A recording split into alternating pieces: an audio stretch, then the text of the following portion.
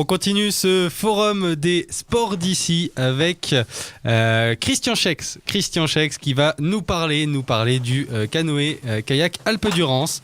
Alors, bonjour Christian, vous n'êtes pas venu tout seul? Non, je suis accompagné par 2 adhérents du club de bons ados. De bons ados. Alors, on va parler du club de canoë. Rapprochez-vous de moi tous pour que vous puissiez tous rentrer dans l'image, puisqu'on le rappelle, cette émission passe sur YouTube en fin de journée généralement. Vous pouvez d'ailleurs récupérer les liens et revisionner tout cela et même écouter le podcast si ça vous dit plus tard dans l'après-midi. Alors, on va faire un tour de table. Donc, vous êtes Christian Schex à ma gauche. Vous êtes entraîneur et vous étiez aussi un peu à la base de la création du club. Oui, c'est vrai, à l'origine du club, mais j'étais pas tout seul à l'époque. Bien Donc, sûr. je salue au passage les familles Guébano, Audibert et Bouteillon qui ont permis de créer ce club il y a un peu plus de 25 ans.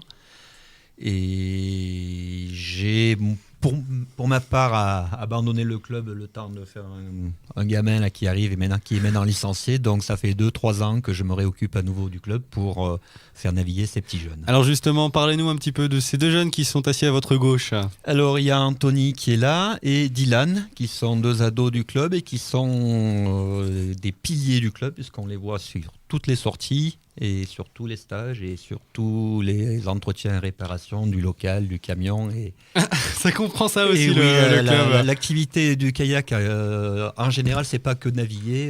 Donc, on est beaucoup appuyé sur le bénévolat, nous aussi.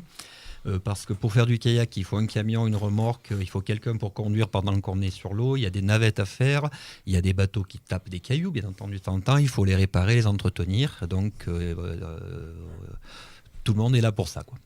Alors, le canoë-kayak Alpe-Durance, c'est 33 licenciés, c'est pas beaucoup, hein, on peut le dire, c'est pas beaucoup. Comment ça peut s'expliquer, ça ? Alors, ça s'explique par le fait que pour qu'un club de sport loisir se structure, et je pense qu'il faut qu'il soit vu. Nous, comme on est sur des rivières qui sont souvent éloignées du Gap-Pensée, puisqu'on navigue sur tout le département, voire plus loin, ça peut aller sur le Briançonnais, on va sur le Champsor, on va sur la Méouge, aidez-moi les jeunes là, le Drac, le Verdon. Donc quand on navigue, à part traverser Gap avec un camion et une remorque, on ne nous voit pas. Il est vrai qu'auparavant, on naviguait sur la Luye, à la Pépinière, donc il y avait eu des aménagements qui avaient été faits avec des enrochements. Donc malheureusement, on ne peut plus recreuser parce que ça s'engrave. Donc on n'a plus de quoi planter une pagaie, donc on n'utilise plus que la Luye que pour la Foire Expo. Et c'est vrai que c'est le seul moment où les Gap-Pensée, enfin les Walpen nous voient sur notre site, sur notre ville. Et souvent, on fait des jeunes recrues là, ou même des adultes qui passent nous voir. Il y a un club de kayak à Gap, ça m'intéresse. Alors au niveau compétition, c'est peut-être un peu maigre. Par contre, au niveau loisir, là, tout va bien puisqu'il y a énormément de personnes intéressées par le canoë. Et puis surtout au niveau, au moment des périodes un peu touristiques l'été, j'imagine. Alors c'est assez curieux parce que c'est vrai que si on prend juillet-août avec le nombre de sociétés commerciales qui travaillent sur les Hautes-Alpes, on sait que tous les touristes qui viennent faire un séjour dans les Hautes-Alpes passent forcément par l'activité eau vive, hein, que ce soit un raft, hydro ou nage en eau vive. Nous, le gros de notre saison, c'est mars, avril, mai, juin. Juillet-août, on navigue beaucoup, c'est vrai, et septembre, octobre et voire novembre, puisqu'on n'a pas fini de sortir. Tant que on n'a pas la glace sur les doigts, on est là, quoi.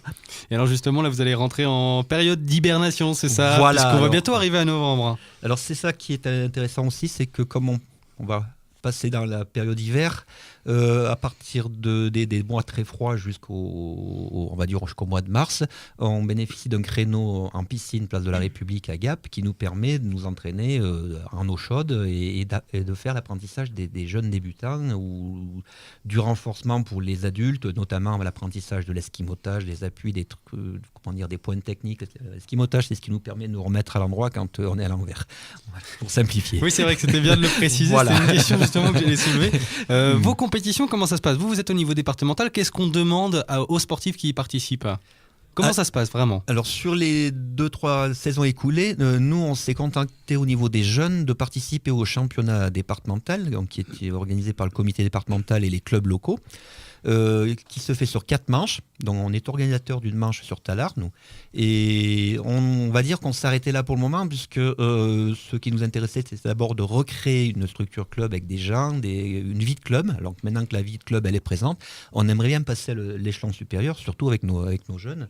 Donc on va commencer à s'intéresser sur la saison prochaine, qui commence assez tôt, on va dire, puisque en février il y a déjà des compétitions, de voir si on peut basculer sur le circuit régional.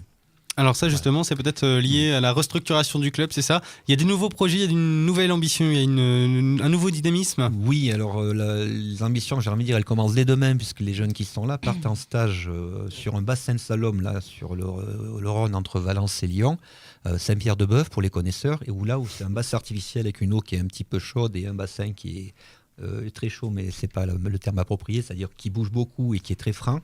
Où là, ils vont faire des progrès en slalom. Donc après, on pourra les aligner sur les compètes minimes cadets régionales. Puis on a, je cite au passage Fabrice, un bénévole qui est arrivé depuis peu de temps et qui a fait le gros de sa formation justement à l'Argentière, qui a l'air très très motivé par le slalom. Alors il va un peu nous les dégourdir.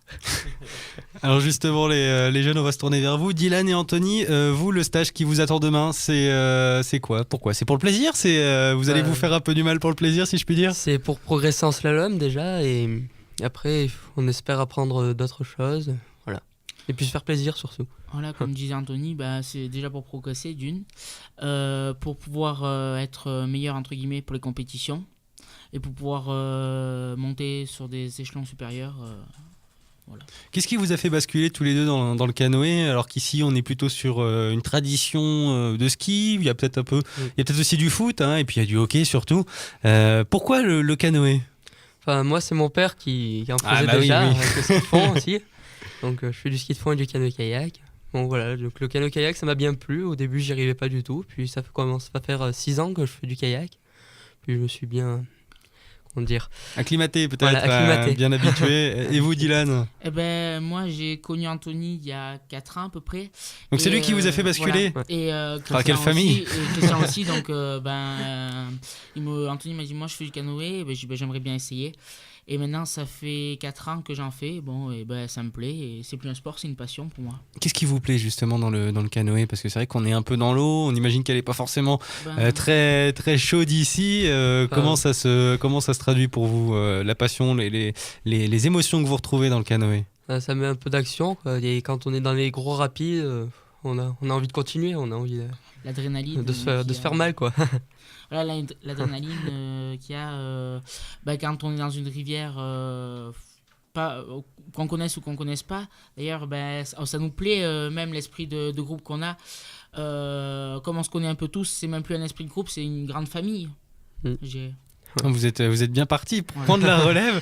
Ils sont bien éduqués, vos jeunes Christian Schex. Ils ont tout ce qu'il faut. Dans 5 ans, on leur laisse le club, ils sauront quoi en faire. Et puis, on espère que d'ici là, vous serez passés en régional, du coup.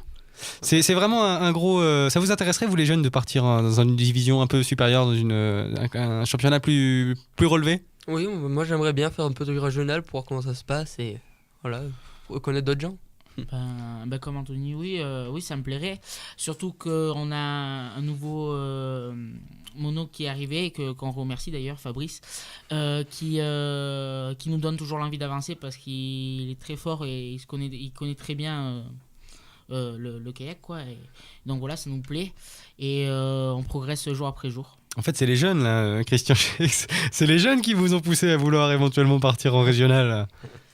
On dirait oui, ils ont l'air d'insister, alors on va faire ce qu'il faut pour maintenant. Ouais. Alors qu'est-ce qu'on pourrait souhaiter pour le club de canoë-kayak? Plus de participants, plus d'adhérents, plus de moyens, plus d'entraînement, peut-être un climat plus favorable?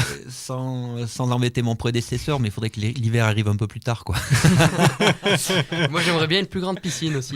Une plus grande piscine pour s'entraîner? Ouais. Alors justement, dans cette piscine, j'imagine qu'on est assez limité, puisque c'est la piscine, donc vous l'avez dit, de la place de la République à Gap. Des canoës, ça prend combien de place? C'est la place de la République. Alors je rappelle qu'elle fait pas 25 mètres, mais 25 yards, donc c'est vite fait, les longueurs.